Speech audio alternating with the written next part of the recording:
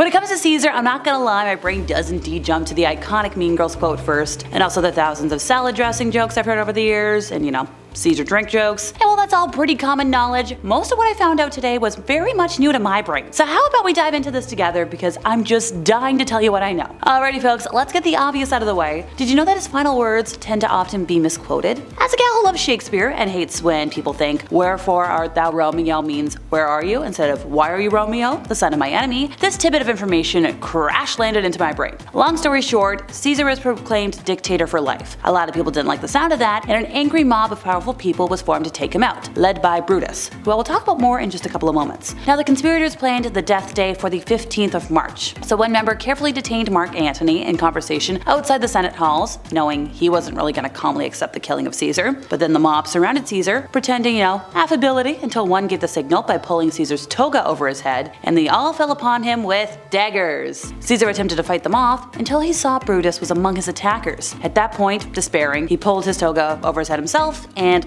collapsed. Now, Shakespeare has his final words be "Et tu, Brute, then fall," which translates to "even you, Brutus?" In reality, as reported by the ancient historians, Caesar's final words to Brutus are far more tragic. "Thou too, my son?" I'll touch on this more later, but Caesar frequently engaged in steamy affairs, and one led to an incredibly dark secret. During his youth, he took the beautiful and well-connected Servilia as his mistress. When she later gave birth to Marcus Junius Brutus, Caesar reportedly believed that the boy was his illegitimate son. And if that's the case, it might be one of the greatest tragedies in history.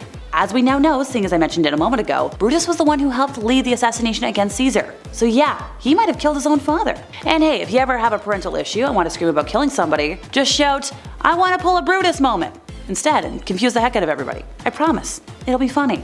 As somebody who isn't the biggest fan of organized religion, this next tidbit of information sent me into a fit of giggles. So before settling on total domination, Caesar almost became a devoted man of God. But there was one little problem. At the time, priests were forbidden from touching horses, sleeping outside of Rome, or even looking at an army. Not exactly great prospects for somebody who wanted to kill people on horseback in the military. There was actually more than one hiccup, but I wanted to start with that because it made me chuckle. The religious taboos of priesthood would have forced Caesar to forego a political career. The appointment of, one of the highest non-political honors indicates that there were few exceptions for a major career for Caesar. So after Sulla's victory in the Civil War around 82 BC, the previous ruler's acts were annulled. Sulla consequently ordered Caesar to abdicate and divorce Cinna's daughter. Caesar refused, implicitly questioning the legitimacy of Sulla's annulment. We're not quite sure, but we think that Sulla might have actually put Caesar on the proscriptions list. So Caesar then went into hiding before, his relatives and contacts amongst the Vestal virgins were able to intercede on his behalf. They then reached a compromise where Caesar would resign his priesthood but keep his wife and,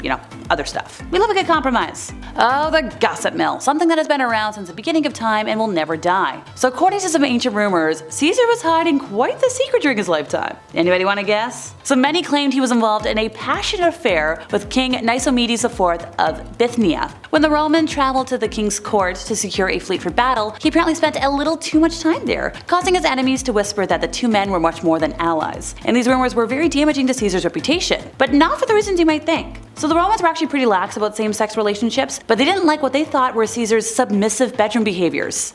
Yeah, they had an issue with that. Caesar's soldiers started singing, "Caesar may have conquered the Gauls, but Nicomedes conquered Caesar," while his enemies mocked him as the Queen of Bithynia. Well, there you have it, folks. History has zero issue with queerness, just with being a bottom, which is why I had to top today's list with it.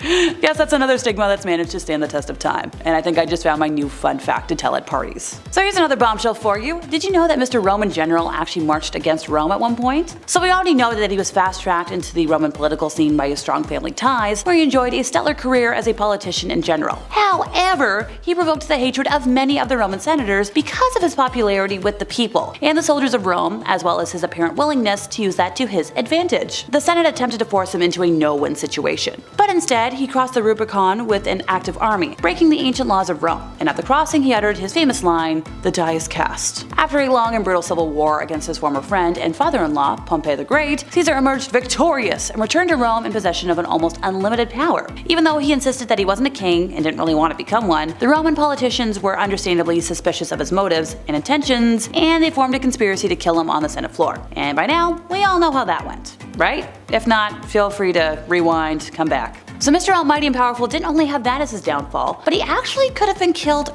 earlier in his life. So in 75 BC, Caesar, then in his mid-20s, so around my age, set out from Rome for the island of Rhodes, a noted center of learning where he planned to study with Apotheosis, a Greek rhetorician whose students had included Cicero, who had become one of ancient Rome's most famous orators. However, all along the way to Rhodes, Caesar's ship was hijacked by pirates off of the southwestern coast of Asia Minor. When his captors named a ransom price for its release, Caesar thought the number was insultingly low and insisted a greater sum be demanded. Like, look, I get that your ego leads you to think very highly of yourself, but maybe just worry about saving your hide instead of demanding a bigger payoff from your own people. Eventually, the higher figure was raised and Caesar was freed. Soon after, he sought revenge against his former captors by commandeering a group of ships and men to help him hunt down and swiftly capture the buccaneers, who he then had executed. Yeah, don't mess with somebody powerful and expect to live, because that's not gonna happen.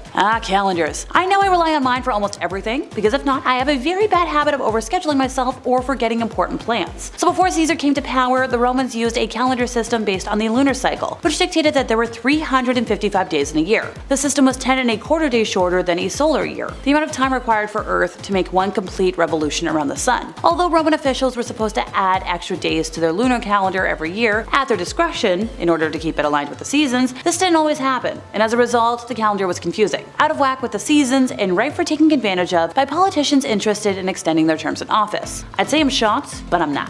After consulting with a very well-known astronomer, Caesar implemented a new system, the Julian calendar, which went into effect in 45 BC and was made up of 365 days in a year. The calendar was intended to be in sync with the solar cycle. However, because the actual solar year is 365 1/4 days long, Caesar also added an extra day, called a leap day, every 4 years to make up the difference. The Julian calendar remained the standard until the late 16th century, when a slightly modified version of the system, known as the Gregorian calendar, was introduced. And today, the Gregorian calendar is the world's most widely used civil calendar. So as somebody who was born by the way of cesarean section, it was interesting to find out that Caesar has nothing to do with the naming of the C-section, and was not born of such ways. Although the procedure existed at the time, it was usually fatal to the mother and therefore only performed when a pregnant woman was dead or on the way out, in an effort to save the new life. In fact, Caesar's mother, Aurelia, lived until 54 BC, nearly half a century after her son's birth. According to some sources, the origin of the Caesar name is attributable to one of Caesar's forebears who was called Caesus, from his mother's womb. There's also other explanations for Julius's famous last name. Some say the very first Caesar had a full head of hair, because the Latin word for hair is Caesaris. Others say the mystery man had green eyes, or oculus scaesus. But maybe the most outlandish theory is that the ancestor killed a full-on elephant, which was known as Caesai in Moorish. So make of that what you will, folks. Remember when I mentioned Caesar's one true love earlier? Okay, time to backtrack and talk more about his love life. So he married his first wife Cornelia at the age of, well, slightly before modern legal. They had one daughter, Julia, Caesar's only officially acknowledged offspring. Cornelia was the daughter of Lucius Cornelius Cinna, who supported Marius in the civil wars with Sulla. Remember, we all mentioned this earlier? So in Sulla triumphed, he commanded that the young Caesar to divorce Cornelia. Apparently devoted to his young wife, not even losing his priesthood, Cornelia's dowry, or his family inheritance, could persuade him to leave him. Or his family inheritance could persuade him to leave her. So eventually Sulla put him under an order of death, and Caesar escaped the city and remained in hiding until his friends convinced Sulla to reverse the death order. When Cornelia died 13 years later, Caesar gave her a grand eulogy in the Forum. It was an extremely rare occurrence and honor for a young woman at the time. Now, his other devoted lover was Servilia, who was also the half-sister of Cato the Younger, one of Caesar's greatest opponent. Servilia has often been described as the love of his life. He brought her a beautiful black pearl worth over 6 million sesterces after the Gallic Wars.